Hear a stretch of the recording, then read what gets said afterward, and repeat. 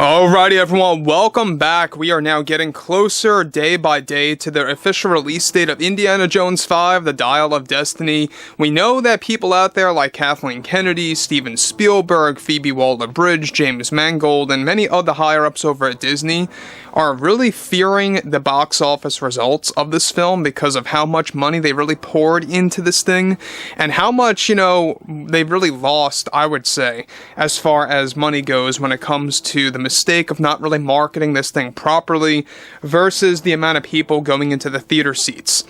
This is Mike Zero. Subscribe if you're new and like this video to see future updates. I'm also on Twitter at Mike01. I thank you all so very much for the great and kind support. And let's get into exactly what's going on with Steven Spielberg. So the apology train continues. We've seen this happen with Bob Iger lately, Kathleen Kennedy, and now the latest, Steven Spielberg. And it's coming off as very poor, very desperate, very much like a damage control situation in a premature matter because they know what's coming. They know that this movie most likely is going to be very well near, if not worse, than The Last Jedi Backlash back in December of 2017.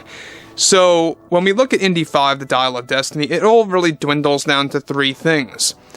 Indiana Jones is a broken man in this movie, Phoebe wealler-bridge is the star of the show, and number three, essentially it drives away from the magic and the thrill. It's non-existent in this film. And the reviews just keep getting worse regardless of the Hollywood sphere of critics pouring in, and even they are not being lenient on this movie, and that's a really bad sign.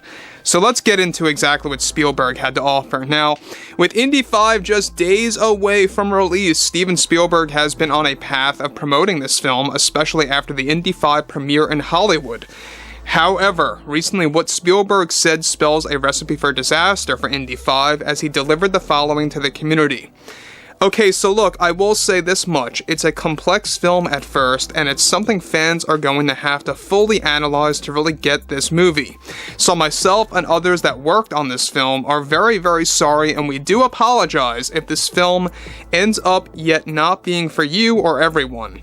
But it's a movie that does deal with time travel. Kind of. I can go that far. You see, Indy 4, we dealt with aliens or extraterrestrials, but in this one, we needed to top that. We needed to do better. We needed to do something more sophisticated, and what better way for time travel? Kathy had this idea from Back to the Future and wanted to apply it in a different scenario or a unique way for Indy 5. So if this film ends up being confusing to the masses out there in advance, I just want to say we apologize if this film is a difficult one to decipher at times. We wanted to make this film fun for our audience and for those that are just getting into the Indiana Jones movies. Now guys, let me pause here quick for a second before I get to the next thing that Spielberg puts out there, is that this is another horrible example of the apology train that's been happening now lately. As I explained before, Bob Iger said something similar, Kathleen Kennedy did as well, and it just goes to show you that this really is damage control in advance. There's no doubt about it. They know it's coming. They absolutely know that this movie is not going to perform well at the box office, especially after viewing what happened to movies out there like Elemental, and separately from Disney, The Flash. The Flash also underperformed horribly. Now, looking at things like this, though, Indiana Jones 5, The Dial of Destiny, the biggest failure on their end, and it's all on them, is that Kathleen Kennedy was too cheap to put the proper funding into the marketing. This movie was not marketed properly. This should have been having endless TV spots, a lot of commercials months ago to at least give it a little bit of momentum to get it out to the masses, right? And they failed on that end. They absolutely did.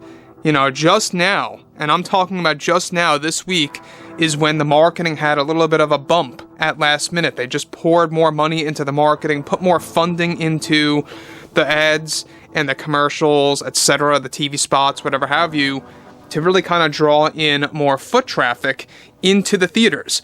So let's get more into this about what Spielberg says. The apology train continues. He goes on to say, myself, James, and Phoebe, we felt we did the best that we could with this film. By the way, when people say things like that, that means they have no confidence. Moving on. We did this to cater to the die-hard indie fans. We really wanted to do the best that we can, and we felt we did that with this final film. Of course, we are talking sequels and how that could blossom and it works its way into the fans and what they like to call the indieverse. But we are taking baby steps with that. So to put it more specifically, we do apologize in advance if this film takes a couple of viewings to really understand this film fully. Time travel and or altering history can be a difficult thing for the masses to fully understand, but we felt it was a great way to add rewatch value for this final installment with Harrison Ford and his portrayal of the character. So, oh my god, so basically what Steven Spielberg is saying is that they added some kind of complexity, or complex factors, I should say, to this film to add rewatch value. And that, I think, is very unhealthy, especially for just what's supposed to be a fun movie to engage with for 2 hours and change, give or take. If you want to add a lot of rewatch value that's very complex, you go to Christopher Nolan, right? You go to his movies. You go to movies like that, like, all of his upcoming films, like Oppenheimer, and his past films out there, like Inception, and stuff like that. So, adding a lot of rewatch value to a movie by using complex factors and storytelling is going to only drive fans away. I think it's really going to make fans wonder exactly how the dial really works, what kind of boundaries it really has, stuff like that. So anyways, this is going to be interesting though, because the fact that Steven Spielberg is saying that we think that we did our best and we did everything that we could, it kind of translates to me, at least, that they were never confident in this thing and they were struggling while they were filming. And we know, and we've talked about this, there were a total of 6 endings that were filmed, 2 of which were supposed to really honor the original 3 movies, alright? There were supposed to be 2 cameos of Ke Huy Quan, portraying the character of Shorty, aka Short Round, in China, reconciling with Indiana Jones and meeting Helena. And the other part of that ending was supposed to be a vision of Henry Jones, Professor Henry Jones, his father, inside of a biplane-like aircraft flying off into the sunset. That was going to be the other part of the original ending. So it was 2 endings kind of combined into one. That was the last-minute decision at one point before Harrison Ford injured his shoulder. That was the idea. After that, things began to change. And that just goes to show you that this movie, between the apology train that is ever growing, and Kathleen Kennedy really downplaying the fans, calling them names, telling them to be quiet and not be so opinionated and loud, it just goes to show you that they really have no trust in this movie. And they know that they shot themselves in the foot because they really did not fund this thing properly on a marketing level. The same exact thing, by the way, applied to The Rise of Skywalker. The marketing was not handled properly. So guys, fill me in below in the comments what you all have to say about this. And if you guys did enjoy the content for today, make sure to drop a thumbs up on this video to support the channel, and I will catch you guys next time.